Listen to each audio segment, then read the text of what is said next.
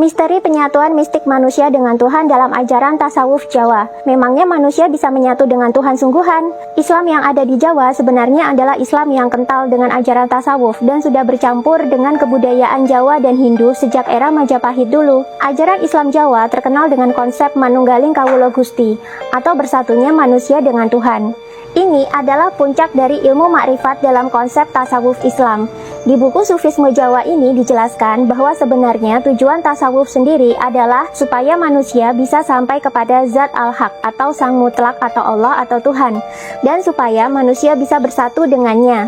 Dalam tasawuf, ini adalah level makrifat yang menjadi level spiritual tertinggi umat Islam. Untuk bisa begitu, manusia harus mengambil jalan tarekat, yakni jalan untuk sampai kepada Allah hingga mencapai makrifat. Uniknya, jalan ini bersifat personal dan bisa berbeda-beda antara setiap orang. Karena tarekat pada dasarnya adalah pengalaman bertemu langsung dengan Tuhan melalui jalan kebatinan, bukan melalui panca indera ataupun akal. Hakikat Tuhan dalam tasawuf bisa diketahui melalui jalan meditasi atau kesadaran spiritual yang bebas dari campur tangan akal dan indera manusia. Karena itu, orang yang mengambil jalan tarekat, dia akan berusaha mensucikan diri terhadap apapun selain Allah. Hati dan kesadarannya juga dipusatkan supaya senantiasa berzikir kepada Allah, sehingga nanti akan terbuka tabir penutup kegaiban, dan manusia bisa mencapai makrifat atau penyatuan mistik manusia dengan Tuhan. Dalam buku Sufisme Jawa ini, orang yang sudah mencapai tahap makrifat itu,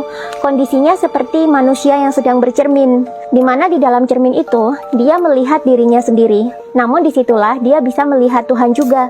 Makanya ada istilah, barang siapa yang bisa mengenali dirinya, maka dia bisa mengenali Tuhannya. Jadi ajaran tasawuf ini benar-benar adalah jalan menyadari diri sejati untuk bisa bertemu dengan Tuhan dan menyatu dengannya. Dan ini bukan sekedar pengetahuan belaka, melainkan pengalaman yang harus dialami sendiri.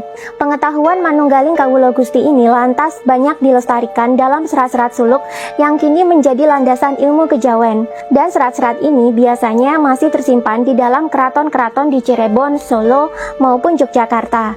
Tapi kalau kalian males ribet mencari, buku Sufisme Jawa ini sudah cukup banyak menjelaskan konsep tasawuf Jawa yang banyak disebarkan oleh Wali Songo dulu. Konsep tasawuf Jawa inilah yang membuat Islam Indonesia berbeda dengan Islam di negara lain, dan kita sering disebut sebagai umat Islam paling saleh sedunia. Di sini, ajaran kesadaran Jawa dipadukan dengan makrifat Islam.